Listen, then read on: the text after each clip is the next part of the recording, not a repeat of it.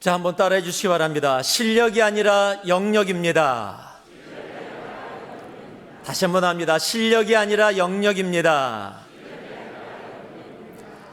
지난주에 하나님 나라의 대표, 하나님이 보시는 기준의 첫 번째가 세상이 주는 실력이 아니라 성령 충만을 통해 하나님께서 허락해 주시는 영역이라고 함께 나눴습니다.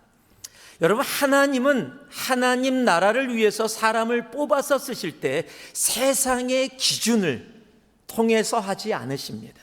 하나님은 하나님의 기준이 있으십니다. 여러분, 세상에서 아무리 잘난 사람이라고 할지라도 하나님의 기준에 맞지 않으면 하나님은 그 사람을 절대로 뽑아서 하나님 나라를 위해서 사용하지 않으십니다.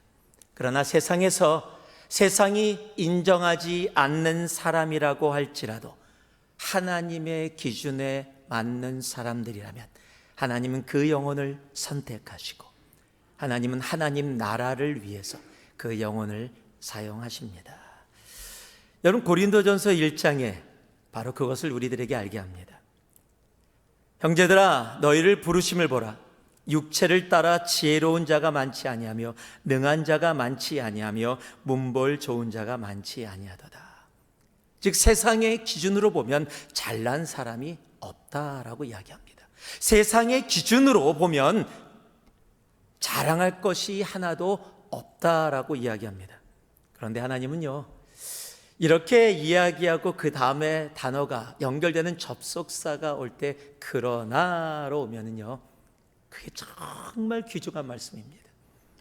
오늘도 너희들 세상으로 보면 잘난 거 하나도 없는, 세상의 기준으로 보면 그 기준에 부합하지 않은 모습이지만 그러나 여러분, 여기서부터 우리가 귀를 기울여야 돼요. 하나님이 말씀하십니다. 하나님께서는 세상에 미련한 것들을 택하사 지혜 있는 자들을 부끄럽게 하려 하시고 세상에 약한 것들을 택하사 강한 것들을 부끄럽게 하려 하시며 하나님께서 세상에 천한 것들과 멸시받는 것들과 없는 것들을 택하사 있는 것들을 폐하려 하시나니 이는 아무 육체도 하나님 앞에서 자랑하지 못하게 하려 하심이라. 세상의 기준이 아니다, 하늘의 기준이다라고 분명히 얘기하시는 겁니다. 여러분, 세상은 얘기합니다. 미련하다고, 세상은 얘기합니다. 약하다고, 세상은 얘기합니다. 천하다고, 멸시받는 것들이라고, 없는 것들이라고 세상은 이야기하는데 하나님은 세상이 이야기하는, 세상의 기준에 부합되지 않은 그들을 선택하셔서 그들을 부끄럽게 하고 그들을 폐하려 하신다. 왜냐하면 세상의 기준으로 사는 사람은 하나님 앞에 자랑합니다. 내가 했어. 내가 이만큼 해왔어. 내가 했어 라고 이야기하지만 여러분, 하나님의 기준으로 살아가는 사람은요, 내가가 없습니다. 하나님 앞에서 자랑이 없습니다. 왜냐하면 하늘의 기준은 하나님의 은혜로 나에게 온 것임을 알기에 하나님 앞에 더 겸손히 무릎 꿇고 하나님이 다 하셨습니다 고백하게 되기 때문입니다. 하나님은 세상의 기준으로 하나님의 나라를 위해 일할 사람을 찾지 않으십니다. 하나님의 기준입니다. 오늘 하대의 기준, 하나님 나라의 대표의 기준 두 번째 말씀을 통해서 다시 한번, 하나님, 내가 세상의 기준을 붙잡는 자로 살아가지 말게 하시고, 그래서 하나님 앞에 자랑으로 서서 하나님께 폐함을 받는 어리석은 자 되지 말게 하시고, 하나님 앞에 겸손히 무릎 꿇어 하나님이 다 하셨습니다 고백할 수 있는 하늘의 기준으로 살아가는 내가 되게 하여 주옵소서. 여러분, 그런 결단과 결심과 기도와 우리의 삶이 있기를 주님의 이름으로 축복합니다. 오늘 함께 읽은 말씀에서 6절 말씀을 여러분께 읽어드립니다. 내가 또 단지파 아히사막의 아들 오홀리압을 세워 그와 함께 하게 하며 지혜로운 마음이 있는 모든 자에게 내가 지혜를 주어 그들이 내가 내게 명령한 것을 다 만들게 할지니.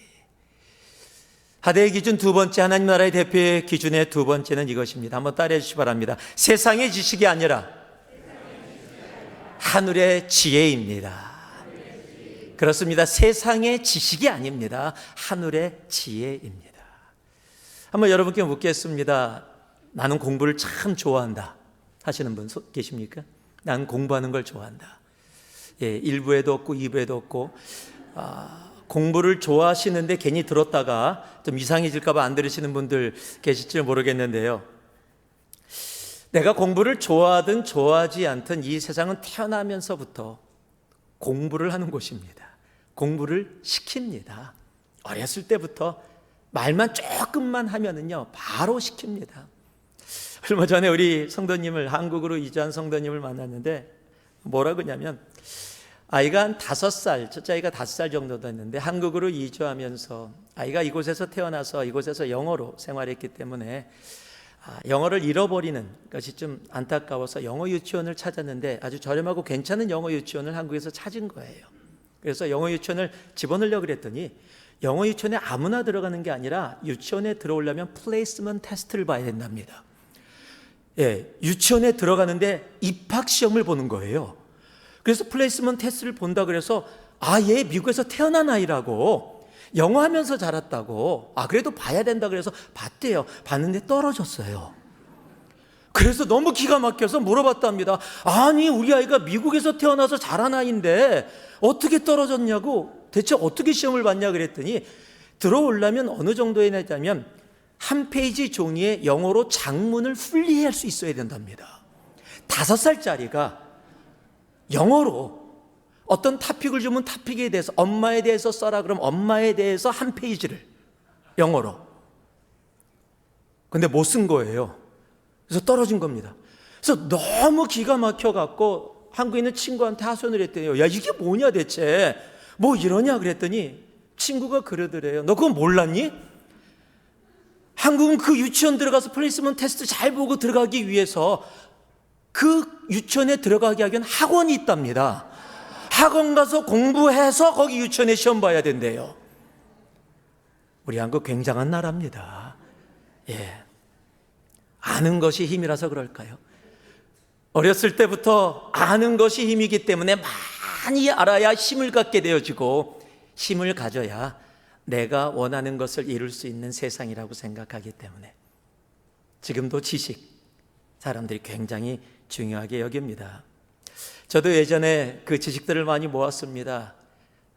설교를 할 때 예화들을 사용하기 위해서 좋은 책을 읽다가 좋은 내용이 있으면 그것을 카피해서 스크랩을 했습니다. 기억, 니은, 디귿, 리글 폴더를 만들어 갖고 다 정리하고 신문 기사를 읽고 좋은 기사 있으면 오려 갖고 그 신문 기사를 넣어서 필요할 때 거기에 맞는 예화들을 사용하기 위해서 스크랩을 했었습니다. 그런데 이제는 그런 거 하는 사람 아무도 없습니다. 왜냐하면 이제는 인터넷 시대가 되었기 때문입니다. 그 안에 모든 지식이 내가 스크랩을 하지 않아도 얼마든지 그 안에 엄청난 양의 지식이 차고 넘치기 때문입니다. 내가 무엇을 알지 못하면 세계 최고의 선생, 돈도 받지 않는 최고의 선생인 구글을 찾아가면 됩니다. 모르면 구글링, 설교를 하다가도 설교를 듣다가도 모르면 구글링, 조금 더 자세히 보면서 알기 원하면 유튜브 선생을 찾아가면 밥을 하는 법부터 음식하는 법까지 반찬 만드는 법까지 전구가는 법까지 없는 게 하나도 없습니다. 아이폰을 쓰다가 조금 고장나면 유튜브 선생을 찾아가면 아예 어떻게 고쳐서 어떻게 쓴다고 아예 묻지도 않는 좋은 팁까지 가르쳐주는 그런 세상이 되어졌습니다.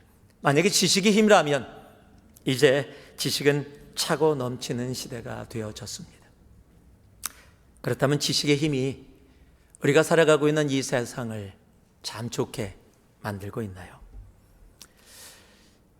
여러분, 지식의 발달로 많은 것들이 좋아졌지만 동시에 좋아진 것들이 있습니다. 무기들입니다. 중세시대에는요, 활과 창, 조금 좋아져서 총이나 대포 같은 것들이 있었습니다. 그런데 지금은요, 우주를 통해 다른 곳을 폭격하는 미사일들, 아니 우주 전쟁이 가능한 상황이 되어졌습니다. 여러분, 그래서 좋아졌습니까? 아니지요. 그 발전된 무기들이 무엇을 하고 있습니까? 사람들을 상하게 하고 있습니다. 발전되면 발전될수록 얼마나 한 번에 더 많은 사람들을 상하게 할 수 있는가. 여러분, 그 지식들이 우리에게 도움이 되는 것이 아니라 오히려 더 많은 해가 되어질 때가 많이 있다는 사실입니다. 우리들이 많이 쓰는 셀폰은 어떤가요? 너무 편리한 도구지요. 여러분, 전화기가 우리 손에 있습니다. 아니, 전화기입니까? 컴퓨터가 우리 손 안에 있습니다. 이제 전화기를 가지고 다녀서 모든 사람들과 다 연결이 되어집니다. 그런데 그렇게 되어졌더니 개인의 삶이 사라지기 시작했습니다. 나 혼자 하는 시간이 없어졌습니다. 카톡을 보내고도 띡 보냈는데 일자가 안 없어지면 왜 안 읽냐고 전화가 옵니다. 여러분, 세상은요, 이제는 프라이버시가 없어졌어요. 여러분, 이제 이메일 우표 안 붙여도 우표값 올라도 별로 신경 안 써요. 이메일로 모든 것이 해결이 되어집니다. 그런데 여러분, 혹시 옛날 기억나세요? 친구랑 약속을 하고 어떤 커피숍에서 우리 1세 분들은 다방에서 기다리고 있는데 안 와요. 약속 시간이 돼도 안 오니까 기다리다 안 돼서, 근데 친구들하고 얘기해서 어떤 다른 곳으로 이동해야 되는데, 그러면 다방 보드판에 종이 붙이고 우리 어디 간다, 빨리 쫓아와라 붙여놓고 가서 기다리고, 그렇게 못 만나면 나중에 만나서 어떻게 된 일이야 라고 이야기되어졌던, 여러분, 그런 모습이, 모르겠습니다, 저는 더 따뜻한 것 같아요. 지금은 안 오면 1분만 늦으면 바로 텍스트 갑니다. 어딨어? 예. 참 세상이 더 좋아지고 있나요? 여러분, 지식은 지식 자체로 사람들을 조금 편리한 길로 인도할 수 있을진 몰라도 우리를 평안하게 하나님이 주시는 풍요함으로 인도할 수는 없습니다. 여러분, 지식은, 세상에 어떠한 지식이든 지식은 지혜를 통해서 열매를 맺게 되어져 있습니다. 그런데 문제가 하나 있습니다. 여러분, 세상의 지혜는 조금 편리한 길로 우리를 인도할 수 있을지 몰라도 하늘의 평안으로 하나님이 원하시는 길로 인도할 수 있는 지혜는 세상에는 존재하지 않는다라는 사실입니다. 세상의 지식을 사용해 그 지혜를 가지고 사람들을 이롭게 하겠다는 것이 오히려 힘들고 어렵게 하고 있는 것이 지금 우리가 살아가고 있는 세상입니다.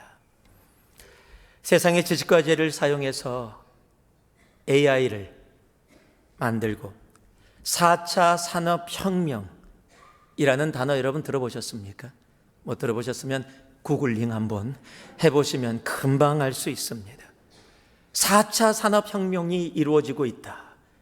이 4차 산업혁명이 우리를 더 잘 살게, 행복하게 과연 만들어줄까요? 저는 아니라고 생각합니다. 세상의 지혜는 결코 우리를 행복하게, 우리를 진정한 하늘이 주시는 평안 샬롬으로 인도할 수 없기 때문입니다. 우리를 평안으로, 하늘의 샬롬으로 이끌어갈 수 있는 지혜는 하늘의 지혜 외에는 없습니다. 여러분, 오늘 우리가 함께 읽은 말씀이 하나님이 오홀리밥을 선택합니다. 그리고 그에게 성령의 충만함으로 부어주시면서 그에게 가장 먼저 하나님이 이야기하시는 것이 뭐예요? 하늘로부터 오는 지혜가 충만하여 그를 통해서 하나님의 일들을 하겠다라고 말씀하시는 겁니다. 여러분, 하나님으로부터 오는 지혜가 아니면 하나님의 일은 할 수 없습니다. 여러분, 세상의 지혜로 하나님의 일을 할 수 없습니다. 세상의 지혜는 세상의 일을 할 수 있게 할 뿐입니다. 하나님의 일을, 하나님의 나라의 일을 감당하기 원한다면 우리는 세상의 지혜가 아니라 하늘의 지혜를 사모하고 구하는 우리가 되어져야 합니다. 고린도전서 2장을 보면 이런 말씀이 기록되어 있습니다. 그러나 우리가 온전한 자들 중에서는 지혜를 말하노니 이는 세상의 지혜가 아니요 또 이 세상에서 없어질 통치자들의 지혜가 아니요 오직 은밀한 가운데 있는 하나님의 지혜를 말하는 것으로 꼭 감추어뒀던 것인데 하나님이 우리의 영광을 위하여 만세전에 이미 정하신 것이라. 이 지혜는 이 세대의 통치자들이 한 사람도 알지 못하였으니 만일 알았더라면 영광의 주를 십자가에 못 박지 아니하였으리라. 여러분, 세상의 지혜가 한 일이 뭐예요? 예수 그리스도를, 그들을 구원하기 위해 오신 예수 그리스도를 십자가에 못 박는 일을 한 겁니다. 하늘의 지혜를 알았다면 그 십자가를 위해 내 삶을 드리게 되어지는데, 여러분, 세상의 지혜로 무엇을 했어요? 예수 그리스도를 십자가에 못 박았다라는 사실입니다. 여러분, 세상의 지혜로는 우리는 이 땅 가운데 하나님의 일을 감당하는, 하나님이 쓰시는, 하나님의 역사하심이 임하는 그런 삶을 살아갈 수 없습니다. 동일한 고린도전서 2장 13절을 보니까요, 우리가 이것을 말하거니와 사람의 지혜가 가르친 말로 아니하고 오직 성령께서 가르친 것으로 하니. 하늘의 것이 땅의 것이 아닙니다. 하늘의 것입니다. 성령께서 가르친 것으로 합니다. 그리고 그 이유와 목적을 분명하게 이야기합니다. 영적인 일은 영적인 것으로 분별하느니라.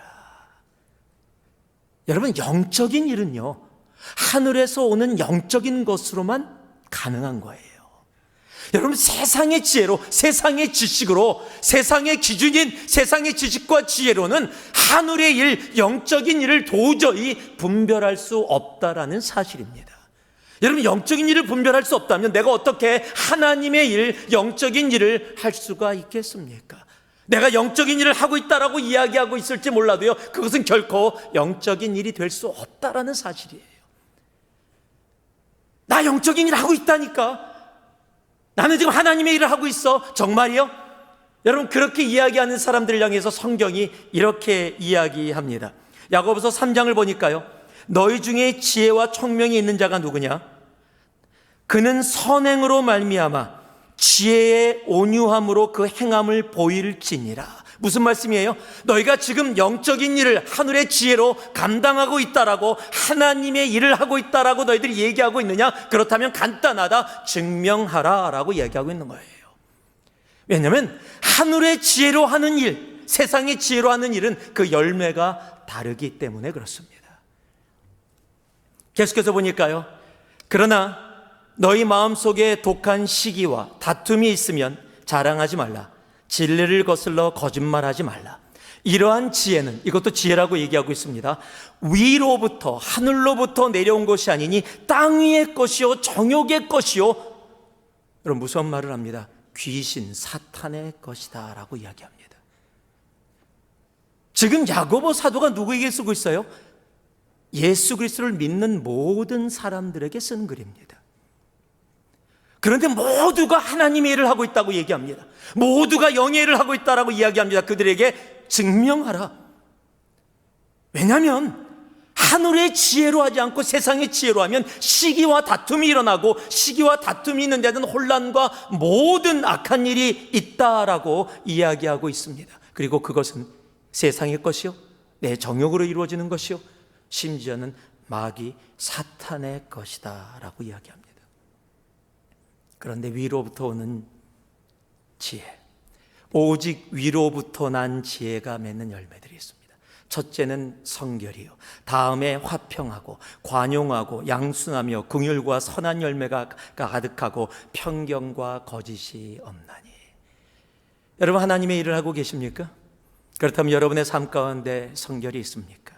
화평과 관용과 양순과 긍휼과 선한 열매와 편견과 거짓이 없는 삶이 있으십니까?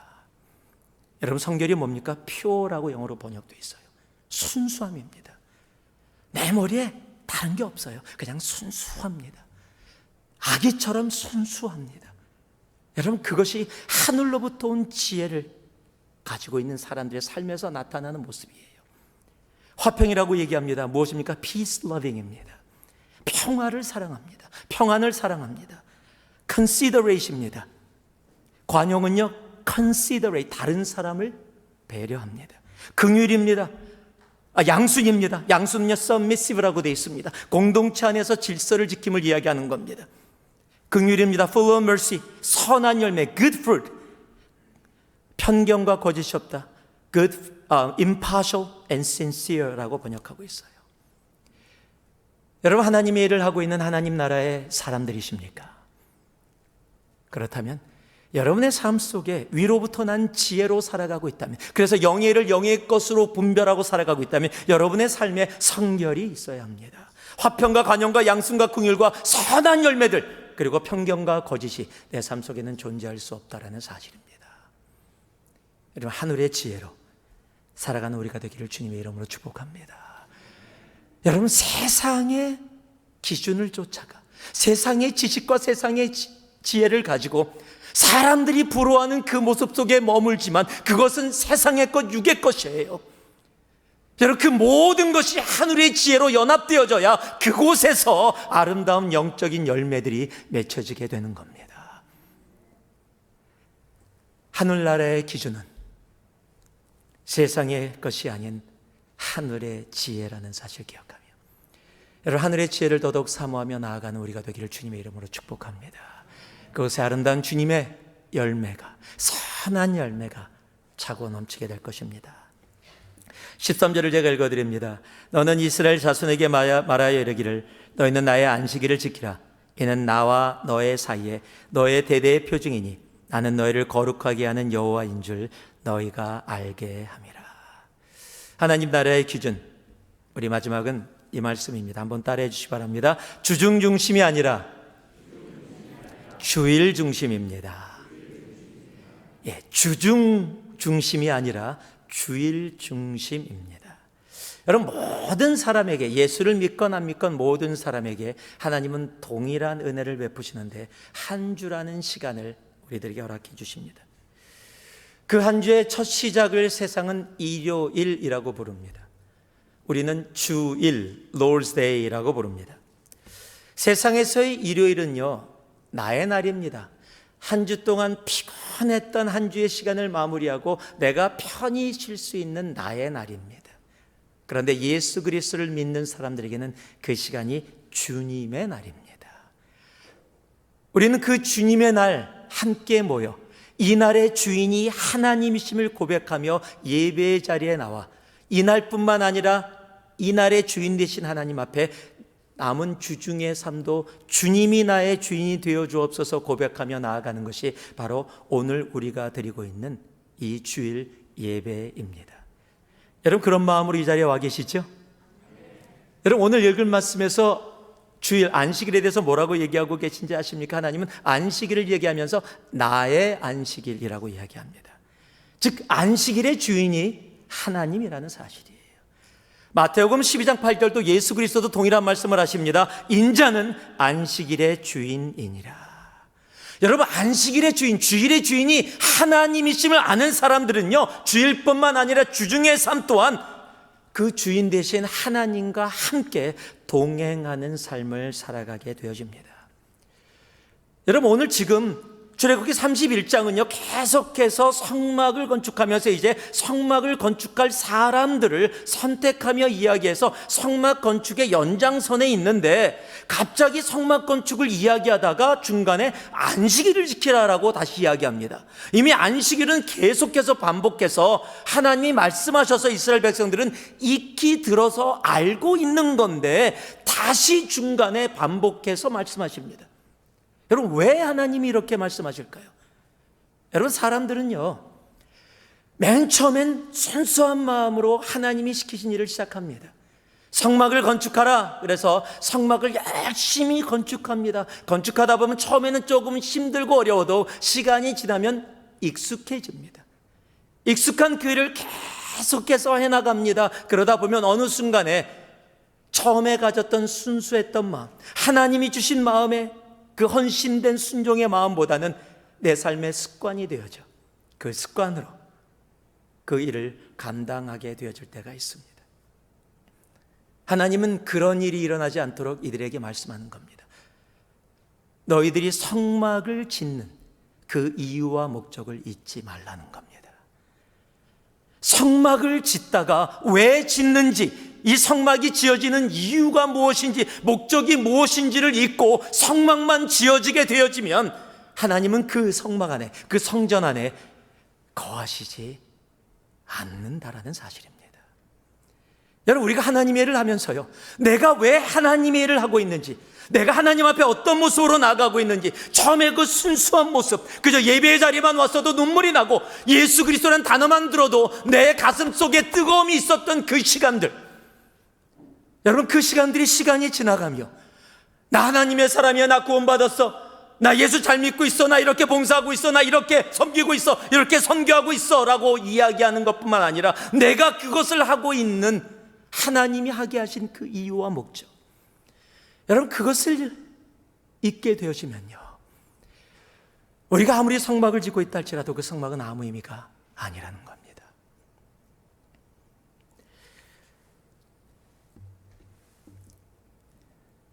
여러분이 잘 아는 우리 마틴 루터 종교개혁을 한 이 목사님이 한 번은 방에서 골방에서 엉엉엉 울고 있었답니다. 아내가 지나가다가 남편이 통곡하는 소리를 들어서 놀래서 방 안으로 들어갔어요. 남편이 엉엉엉 통곡하며 울고 있는 겁니다. 여보, 대체 왜 이래요? 무슨 일이 벌어졌어요? 그랬더니 마틴 루터가 이렇게 얘기를 합니다. 예전에는 내가 말씀을 묵상하다가 십자가라는 단어만 나와도 나를 위해 십자가에서 돌아가신 그 예수 그리스도의 사랑이 너무 내 가슴 속에 깊게 다가와 나도 모르는 사이에 눈물과 감격과 사랑과 기쁨이 차고 넘쳤었는데, 오늘은 내가 말씀을 묵상하면서 십자가라는 단어에 아무 느낌이 안 와서 계속해서 반복해서 십자가를 다시 반복하는데도 내 마음이 둔해지고 아무것도 느끼지 않아서 너무너무 힘들어서 지금 내가 이렇게 통곡하고 있다고. 여러분 그런 경험 있으세요? 성경 말씀을 읽다가 기도를 하다가 여러분 주님의 사랑이 너무 뜨겁게 나에게 다가와 나를 위해 십자가에 달려 돌아가신, 내가 오늘 드려지는 이 예배 한 번이 얼마나 하나님의 은혜고 기쁨인지를 감격해서 주님 앞에 나아가는, 오늘 예배를 드리시는 우리 모두는 매일 그렇죠? 매일의 삶이요. 오늘 아침에도 주님 앞에 나서 하나님 감사합니다, 이 하루를 주님 앞에 기쁨으로 이 자리에 나오셨죠.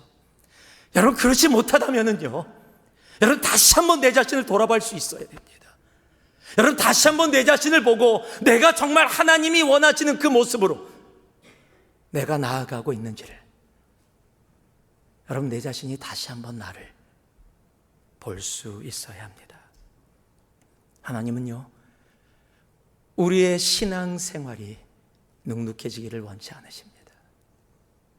하나님은 언제나 동일하게 순수한 마음으로 그 첫사랑을 가지고, 주일 중심이 뭡니까? 매일 교회만 있으라고요? 아니요. 우리가 구원받고 하나님이 우리의 예배를 받는 그 주일, 그 주일이 내 삶 속에 어떤 의미인지를 알고 살아가는 삶의 모습은 다르기 때문입니다.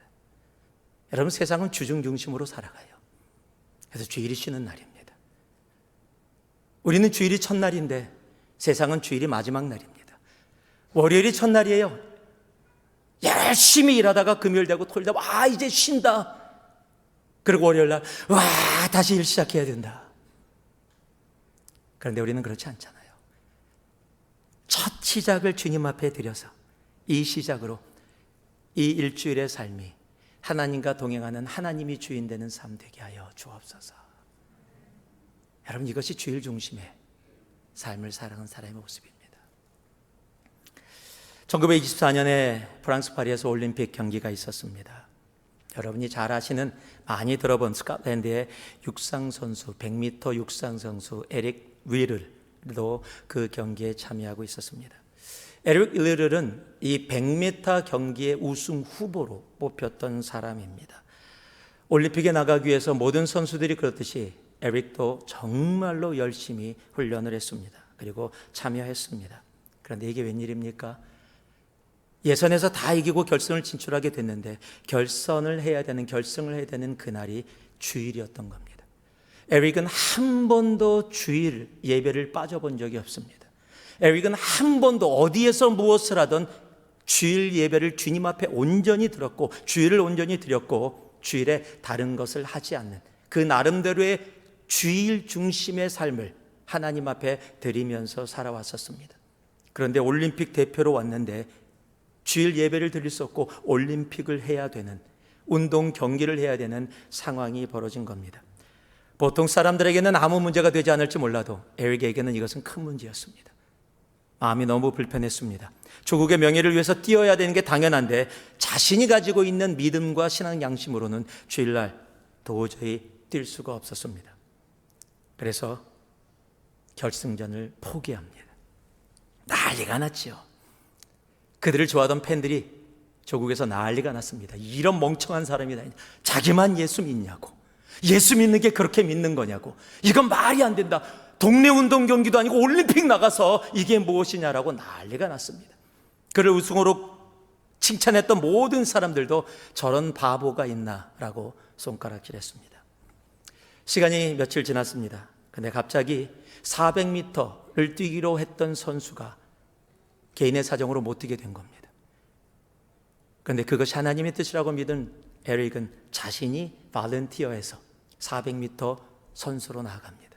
여러분, 100m 선수가 400m를 뛸 수가 없습니다. 아니, 뛸 수는 있겠죠. 그러나 절대 안 됩니다. 왜냐하면 100m 근육과 400m 근육은 완전히 다릅니다. 여러분, 육상 경기를 보셨으면 100m를 뛰는 것과 400m가 뛰는 것은요, 한 바퀴를 도는 것과 100m의 단거리를 뛰는 것은 굉장히 큰 차이가 있습니다.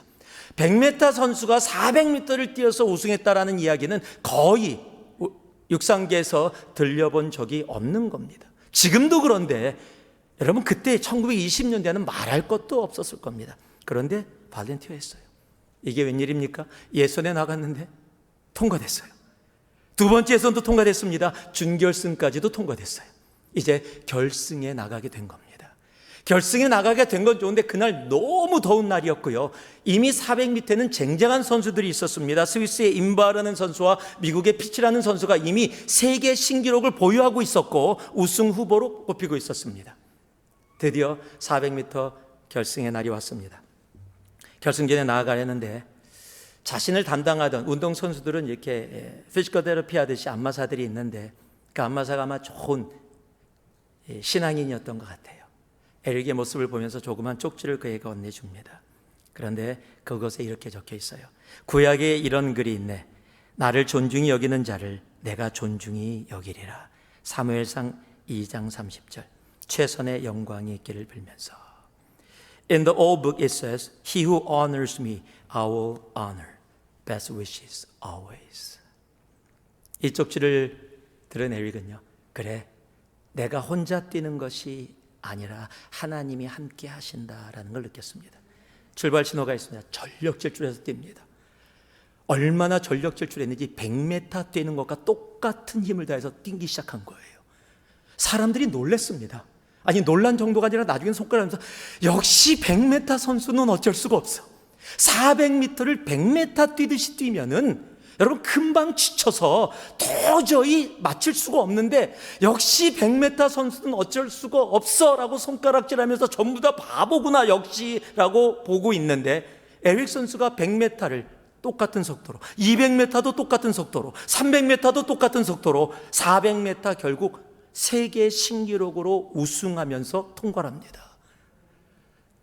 여러분, 그가 우승한 후 이렇게 얘기합니다. 처음 200m는 제 힘으로 최선을 다해 이를 악물고 뛰었습니다. 그러나 나머지 200m는 하나님의 도우심으로 더 힘차게 달릴 수 있었습니다. 그에 대한 영화가 있죠. 불의 전차. 안 보신 분들 한번 보세요. Chariots of Fire라는 영화입니다. 파리 올림픽 후에 에릭은 에든버러 대학을 졸업합니다. 졸업식장에서 스피치를 할 수 있었는데 그가 이렇게 얘기합니다. 이제 저희 남은 생을 중국에 가 선교사로 바치고자 합니다. 모두가 놀랐습니다. 앞이 쟁쟁한 육상 선수인데 그는 1925년 23세의 젊은 나이로 중국을 향해 갑니다. 그리고 그때 전쟁들이 계속 터지게 됩니다. 세계전쟁입니다. 그곳에서 감옥에도 갇힙니다. 1945년 2월 21일 43살의 젊은 나이로 중국에서 순교합니다. 여러분, 세상은 이런 모습을 바보라고 얘기합니다. 어리석다라고 얘기합니다. 예수 믿는다고 꼭 그렇게 믿어야 돼? 라고 이야기합니다. 그런데 여러분 아세요? 하나님의 기준은 다릅니다. 여러분, 주의를 내가 어떻게 지켰냐가 아니라 지금 에릭이 가졌던 하나님을 향한 자신의 믿음, 하나님께 드렸던 마음을 변치 않고 순수하게 가졌던 하나님의 기준으로 살아가려고 했던 그 마음입니다. 하나님 그 마음을 보시고, 여러분, 하나님께는요 이런 엘리 같은 사람이 바로 가장 귀한 하나님 나라의 대표라는 사실입니다. 우린 참으로 바쁜 세상을 살아가고 있어요. 그러다 보니 주일의 의미는 사라지고요, 주중이 우리들에게 더 큰 의미로 다가옵니다. 여러분, 주일이 나에게 주일 되어질 때 여러분, 주중의 주인도 하나님이 되어지시는 겁니다.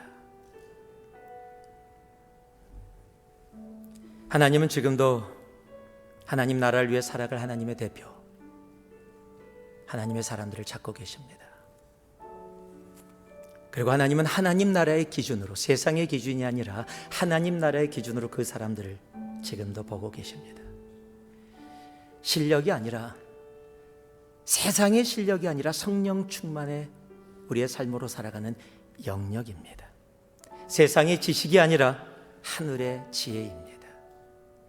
그리고 주중 중심으로 세상을 향해 바쁘게 살아가는 우리들이 아니라, 아무리 바쁜 삶 가운데도 주일 중심, 하나님 중심으로 살아가는 그 사람들을 하나님은 지금도 하나님의 손에 붙잡고 사용하십니다. 하대 한번 해봐야 되지 않겠습니까? 하나님 나라의 대표로 이 한 주도 살아가야 되지 않겠습니까?